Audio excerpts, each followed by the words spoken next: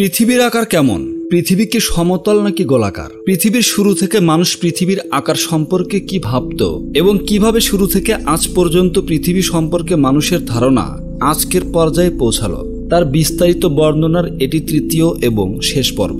প্রথম এবং দ্বিতীয় পর্ব যারা দেখেননি তারা এই ভিডিওর ডেসক্রিপশন বক্সে দেওয়া লিঙ্ককে ক্লিক করে দেখে আসতে পারেন। তো বন্ধুরা, চলুন শুরু করা যাক। আমাদের পৃথিবী কতটা বড়?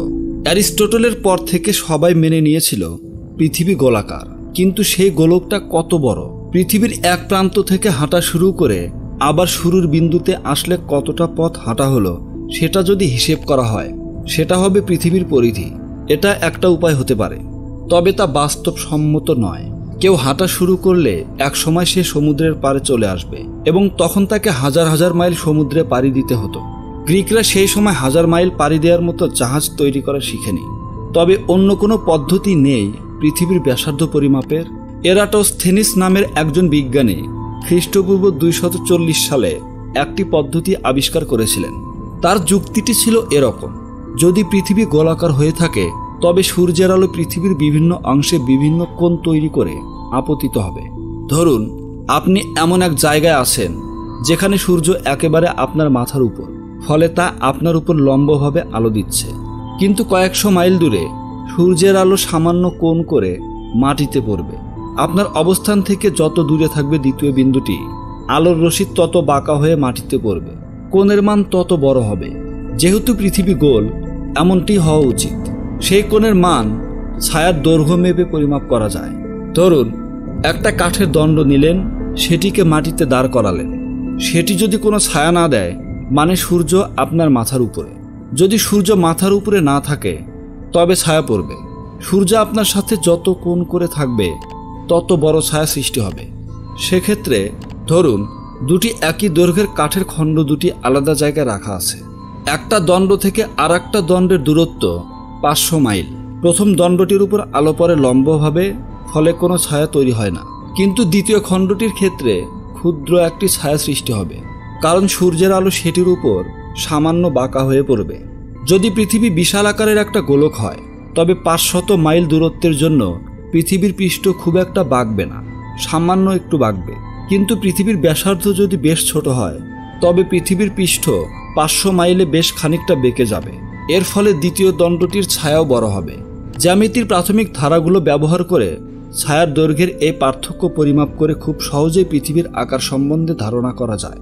এরাটোস্থেনিস জানতেন জুনের 21 তারিখে বছরের সবচেয়ে বড় দিনে মিশরের সিয়েন শহরে যদি একটি কাঠের খণ্ড বসানো হয় সেটি কোনো ছায়া তৈরি করে না। এরাটোস্থেনিস আলেকজান্দ্রিয়া শহরে কাজ করতেন, যেটি ছিল মিশরের উত্তরে।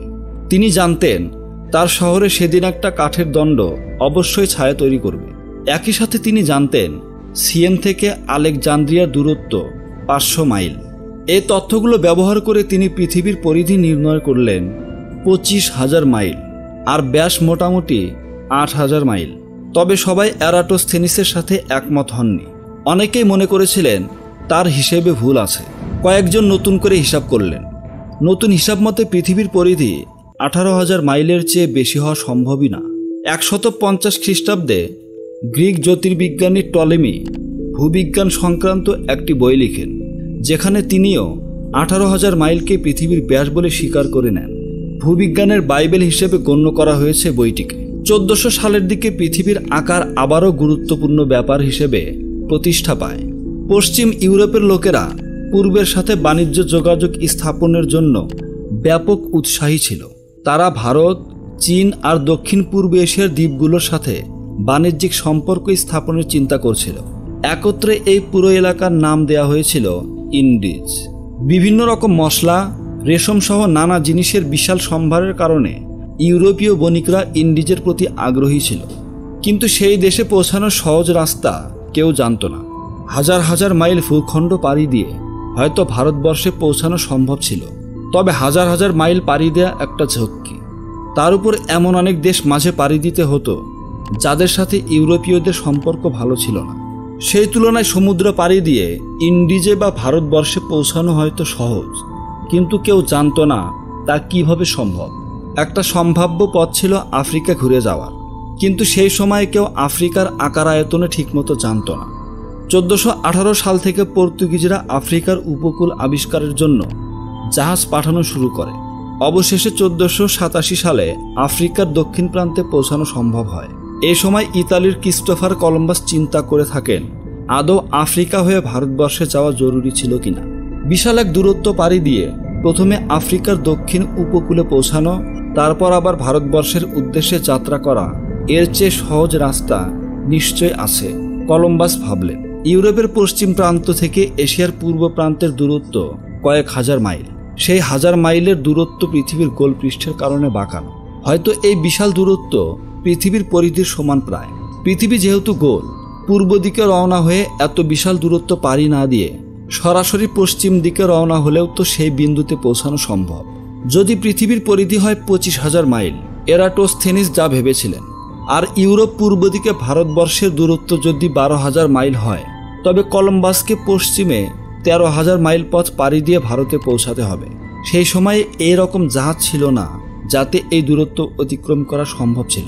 কিন্তু পৃথিবীর পরিধি যদি মাত্র 18,000 মাইল হয়ে থাকে, টলেমি যা বলেছিলেন, আর ইউরোপ থেকে ভারত যদি পূর্ব দিকে হয়ে থাকে 12,000 মাইল, তবে মাত্র 6,000 মাইল সমুদ্র পাড়ি দিয়ে কলম্বাস ভারতে পৌঁছাতে পারতেন। আর সবাই জানতো এশিয়ার পূর্বে আর ইউরোপের পশ্চিমে বহু দ্বীপ আছে। সেই হিসেব করলে হয়তো মাত্র 3,000 মাইল সমুদ্র পথ অতিক্রম করলে ভারতের পূর্ব প্রান্তে দ্বীপগুলোতে পৌঁছানো সম্ভব। পূর্ব দিকে 12,000 মাইল অতিক্রম না করে শর্টকাট ব্যবহার করলে। কলম্বাস স্পেনের রানীকে তার 3,000 মাইলের হিসাব বোঝালেন। তিনি রাজি হলেন কলম্বাসকে সহায়তা করতে। 1492 সালের আগস্টে কলম্বাস পশ্চিমে রওনা হলেন। দেখা গেল কলম্বাসের হিসাব ভুল। আসলে ভারতবর্ষ ইউরোপ থেকে বহু বহু মাইল দূরে ছিল। তবে তিনি জানতেন না ইউরোপ আর এশিয়ার মাঝে বিশাল এক ভূখণ্ডের অস্তিত্বের কথা। 1492 অক্টোবরের 12 তারিখে কলম্বাস সেখানকার ছোট একটা দ্বীপে পৌঁছালেন। তিনি ভেবেছিলেন তিনি হয়তো ভারতবর্ষের প্রায় কাছাকাছি এসে পড়েছেন। তিনি চলতে থাকলেন, সামনে পেলেন আরও বড় কিছু দ্বীপ। কলম্বাসের ভুলের কারণে সেই দ্বীপগুলোকে আজ আমরা জানি ওয়েস্ট ইন্ডিজ নামে। কলম্বাস ভেবেছিলেন তিনি ভারতের পশ্চিম প্রান্তে চলে এসেছেন। সেই দ্বীপগুলো তাই ওয়েস্ট ইন্ডিজ নাম দিয়েছিলেন তিনি। কলম্বাস সেই দ্বীপের অধিবাসীদের ইন্ডিয়ান বলতেন এবং আমরা তাদের আজও সেই নামে চিনি। 1506 সালে কলম্বাসের মৃত্যুর পূর্ব পর্যন্ত তিনি নিশ্চিত ছিলেন যে তিনি ভারত আবিষ্কার করেছেন। তবে অন্যরা এই ব্যাপারে সন্দিহান ছিল। যারা স্থলভাগ অতিক্রম করে চীন পর্যন্ত গিয়েছিল তাদের বিবরণের সাথে কলম্বাসের বিবরণের আকাশ পাতাল ফারাক। অনেকে ভেবেছিল কলম্বাস যে ভূমি আবিষ্কার করেছেন সেটি নতুন এক মহাদেশ। সেই অনেকের মধ্যে ছিলেন ইতালির নাবিক আমেরিকাস ভেসপুচি। জার্মান ভূতত্ত্ববিদ মার্টিল্ড ভালসিমুলার বললেন ভেসপুচি সঠিক, কলম্বাস নতুন এক মহাদেশ আবিষ্কার করেছেন। নতুন মহাদেশের নাম রাখা হলো আমেরিকা, আমেরিকাস ভেসপুচির সম্মানে। এসব ঘটনার সময়ে পর্তুগাল ভারতবর্ষে পৌঁছে গিয়েছিল। স্পেন নতুন মহাদেশ ছাড়া কিছুই আবিষ্কার করতে পারেনি। আর এই নতুন মহাদেশটা আবার ভারতের মতো উন্নত বা ধনী কিছুই ছিল না। সেই সময় পর্তুগিজ এক নাবিক ফার্দিনান্দ ম্যাগেলান নিজের সরকারের উপর বিরক্ত হয়ে স্পেনে পাড়ি জমান। তার ধারণা ছিল পর্তুগিজ সরকার তার বিশ্বস্ততার কোনো মূল্য না দিয়ে তাকে বরং উপেক্ষা করেছেন। তিনি স্পেনের রাজাকে বললেন ভারতবর্ষে তিনি পৌঁছাতে পারবেন আফ্রিকা না হয়ে, তবে পর্তুগিজদের সাথে এজন্য লড়াই করতে হতে পারে। যা করতে হবে তা কলম্বাসের মতোই পশ্চিম বরাবর রওনা হতে হবে, তবে আমেরিকা পাড়ি দিয়ে আরও যেতে হবে। 1519 সালে 5টা জাহাজ নিয়ে ম্যাগেলান রওনা হলেন। তিনি দক্ষিণ আমেরিকা পৌঁছালেন আর তা পার করার জন্য উপায় খুঁজতে লাগলেন। অবশেষে তিনি একেবারে দক্ষিণ প্রান্তে পৌঁছাতে সক্ষম হলেন একটা সরু পথ বরাবর, যাকে আজও বলা হয় স্ট্রেইটস অফ ম্যাগেলান বা ম্যাগেলানের পথ। তারপর তিনি নতুন মহাসাগরে এসে পৌঁছালেন। সপ্তাহের পর সপ্তাহ শান্ত সমুদ্রে ভেসে বেড়ালেন। শান্ত এই সমুদ্রের নাম তিনি দিলেন প্রশান্ত মহাসাগর, প্যাসিফিক ওশেন।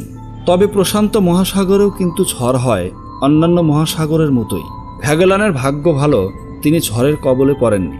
ম্যাগেলান দেখলেন এই বিশাল এই মহাসাগরের আশেপাশে কোনো ভূখণ্ডের চিহ্নমাত্র নেই।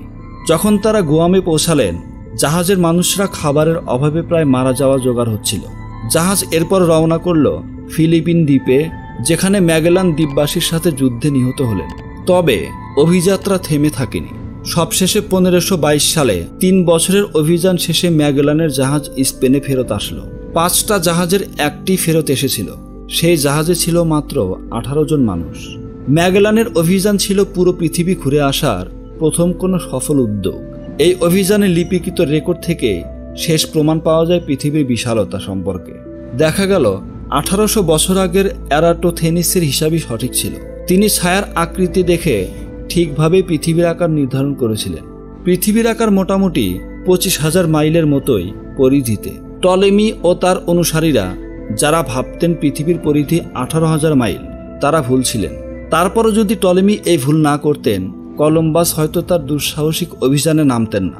তখন কলম্বাস জানতেন এত বিশাল দূরত্ব পাড়ি দেয়া কখনোই সম্ভব না।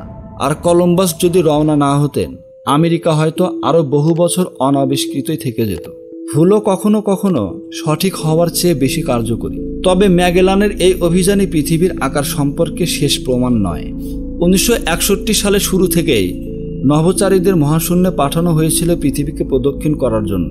শেষে 1969 সালে মানুষ চাঁদে পৌঁছালো। মহাশূন্য থেকে মানুষ পৃথিবীকে দেখতে পেল ঠিক যেমনই আকাশে আমরা দেখি সূর্য, চাঁদ কিংবা তারাকে। নভোচারীরা দেখলেন গোলাকার পৃথিবীকে। যখন তারা সেই ছবি ক্যামেরাবন্দি করে নিয়ে এলেন আমাদের জন্য, আমাদেরও সৌভাগ্য হলো সেই ছবি দেখার।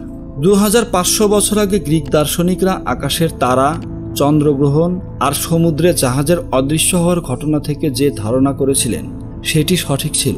পৃথিবী গোলাকার, সমতল নয়। বন্ধুরা, আমাদের এই 3 পর্বের ভিডিওটি আপনাদের কাছে কেমন লেগেছে তা অবশ্যই কমেন্ট করে জানাবেন। ভিডিওটি ভালো লাগলে অবশ্যই একটি লাইক দিবেন। ভিডিওটি আপনাদের বন্ধুদের সাথে শেয়ারও করতে পারেন। নিয়মিত এরকম আশ্চর্যজনক ভিডিও দেখতে আমাদের চ্যানেলটি সাবস্ক্রাইব করে পাশের বেল আইকনটি বাজিয়ে দিন। আজ এ পর্যন্তই, দেখা হচ্ছে পরের ভিডিওতে।